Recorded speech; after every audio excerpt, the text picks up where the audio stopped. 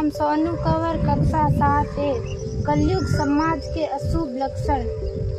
कुटुंब कम हुआ, संबंध कम हुआ, प्रेम कम हुआ, मर्यादा कम हुई, लाज लज्जा कम हुई, विनम्रता कम हुई, समर्पण कम हुए, पुस्तक वाचन कम हुआ, खान पान की शुद्धता कम हुई, बाल कम हुए, कपड़े कम हुए, नींद कम हुई, घी मक्खन कम हुआ, पीतल तांबे के बर्तन कम हुए, भाई भाई का प्रेम कम हुआ, सत्य कम हुआ, अतिथि कम हुए, धैर्य कम हुआ, श्रद्धा और विश्वास कम हुआ, बड़ों का सम्मान कम हुआ और भी बहुत कुछ कम हुआ, जिससे जीवन सहज था, सरल था। संतान को दोष न दे।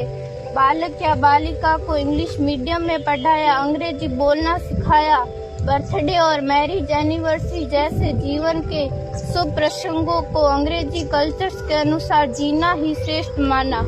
माता पिता को मम्मी डैड कहना सिखाया। जब अंग्रेजी कल्चर से परिपूर्ण बालक या बालिका बड़ा होकर आपको समय नहीं देता, आपकी भावनाओं को नहीं समझता, आपको तुच्छ मानकर आपसे जुबान लड़ाता, जब आपको बच्चे में कोई संस्कार नजर नहीं आता, तब घर के वातावरण को गमगीत किए बिना, संतान को दोष दिए बिना एकांत में जाकर रो लीजिएगा, क्योंकि पुत्र या पुत्री की पहली वर्षगांठ से ही भारतीय संस्कारों के बजाय, मंदिर जाने के बजाय केक कैसे काटा जाता है, यह सिखाने वाले आप और अम्मी है। जब बच्चा पहली बार घर से बाहर निकलता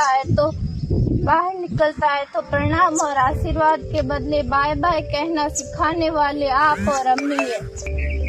हम परीक्षा देने जाते समय इष्ट देव बड़ों के पैर छूने के बदले बेस्ट ऑफ लक कहकर परीक्षा भवन तक छोड़ने वाले आप और अम्मी है। बालक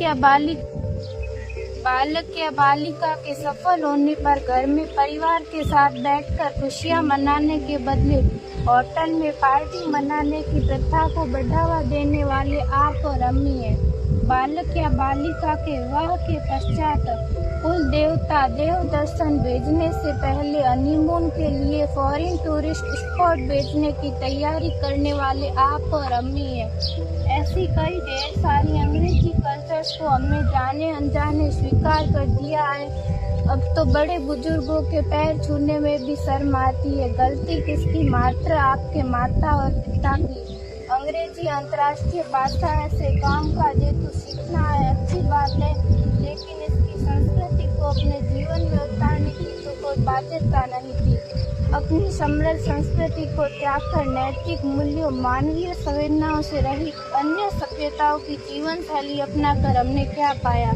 अवैध संबंध, टूटते रिश्ते, व्यसन युक्त धन, थके हारे मन, छल भरे रिश्ते, अनुशासनहीन संतानें, असुरक्षित समाज। एक बार विचार जरूर कीजिएगा कि संस्कारवान पीढ़ी क्यों आवश्यक है।